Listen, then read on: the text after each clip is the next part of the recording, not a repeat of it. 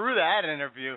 We're about to have some fun right effing now. My guest, our guest, Ring Rust Radio Universe's guest, the Blue Meanie. How you doing, buddy?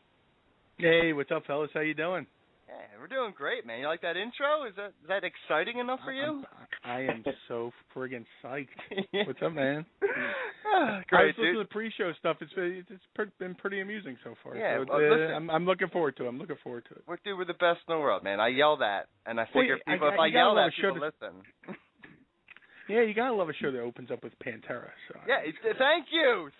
Oh, there's people who question that decision all the time, man. But you know what? Domination, it comes out, it punches you in the dick, and you're like, whoa, this is Ring Rust. That and the Apocalyptica version's pretty sweet too. Yeah, that's true actually, dude. I never thought I'd be into cellos, but I mean, fuck it. Yeah, I'm into neither, whatever. Man. Okay, enough chitter. Jesus, we've gone already. 9 seconds. Thank you, Mr. Meanie. All right, let's talk. I want to start. Let's get the fucking elephant out of the room. I was there live. Hey, I'm standing right here, pal. That's right. I'm sorry. I got my half T-shirt on. If it's any better, if it's any consolation prize for you. Cool. So I don't feel let the gullet hang out. Well, okay. You know what? Enough about my gullet. Extreme Reunion. I loved it. One of my no, I didn't love it. I'm taking that back. I'm sorry. I got off topic.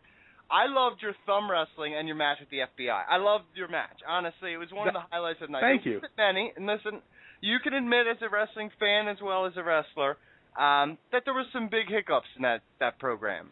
What did you think being on the show and the reaction it got and moving forward into Extreme Rising? I mean, fortunately, I didn't get to see much of what happened because, like, after my match, you usually wind down with your opponent and say, hey, how'd you like it? What did you like? What did you not like? What could we do better next time? And, I mean, it's a shame. I mean, the show was packed with talented people. And, I mean, some people have vices. I wouldn't know what that's like because, frankly, I'm too cheap to be addicted to anything. So, it's a shame. It's a shame. Some of the people weren't fit to perform, but any good promotion would acknowledge that, apologize for that, and make good on the next show, which we're hoping to do with Extreme Rising. Yeah, and that's one thing I got to give credit. Shane Douglas came out immediately and said, you know what, we fucked up. You know what I mean? I know that right. ECW is a guy who went to ECW shows all the time. ECW was never run perfectly. I never saw one fucking ECW show that was like, wow, this is perfect, amazing. But ECW was the hot chick, but had a slight little mustache. But you didn't look past that because she had sweet tits. It's too funny. That's too funny, man. It's a solid comparison, but it's too funny. Now moving forward into Extreme Rising, I know the match with the FBI was really fun. The whole Luke Hawks thing running in, I didn't get it because nobody told me about what was going on. I just knew Luke Hawks. I was like, what the hell is this? But now I see that he's fighting Steve Richards. What are you going to be doing in Extreme Rising? I might be trying to form my own little faction BWO? Stevie's have. Well, it could be BWO. I could have my own little version of the Blue Man Group. I can, I'm the Blue Meanie. That's the part I love about my character is I've tried not to be predictable. Just when you think I'm going to do something, by choice or by accident, I usually do something to try to switch it up. But I mean, this weekend, Stevie's got his issues with Luke, and if he needs me, he needs me. If not, I will find my place on the card and do my best to entertain the fans who are willing to put down their hard-earned dollars to see such a svelte, voluptuous male such as myself. That's right, dude. I need to see some more thumb wrestling on my fucking. That's what I paid for. I might do jumping jacks. Yeah, it was great. It was. I'll tell. Like I said, it was honestly not great, the whole show, but there was some great tidbits, and your bit. Well, it was funny. It was a funny match, and it was what it was. It got the crowd lightened up, and it should have came a lot later, but whatever. I'm not going to talk about it. Brandon Gavin, you got to. You know what? I'm kind of glad we went on early, just because. When you first get in the wrestling business as a rookie in a greenhorn, you're always like, dude, I can't wait to be in the main event. I'm going to make so much money. And then 18 years in the business, you're like, dude, I can't wait to go in first so I could just take a fucking shower and watch the rest of the show. You know, because you want to watch the show. You want to see your guys wrestle. You want to see how the other guys bust their ass. But, you know, mentally, you can't really get into the show because you know you got to go out there and give it your all. And, you know, I'm obsessive compulsive when it comes to my matches. You know, I'm constantly thinking, you know, even before I'm in, you know, even while I'm in the ring, but before I go to the ring, you know, you know, you go to a space where you try to, you know, visualize what you want, and hopefully you can, you know, do that. But, yeah, man, I when it comes to being on the card, you know, like the veterans say, you know, you've been in the business a long time when you pop when you see yourself on first. So, you know, it's just one of those things. But, you know, no matter where they put me, I'm grateful to be on the card. So, you know, 18 years in the business and somebody who still wants to employ me, I'm very grateful. You know, Blue Meanie, you talking about being all over the card, but you know, there's the incident at One Night Stand with JBL that still resonates to all the fans. Can you walk us through that incident? What led up to that and the aftermath of it? That was just another unfortunate incident. And the sad part is, you know, flash forward, you know, JBL and I have, you know, settled our differences like men, you know, because there's a lot more serious bullshit in the world to worry about.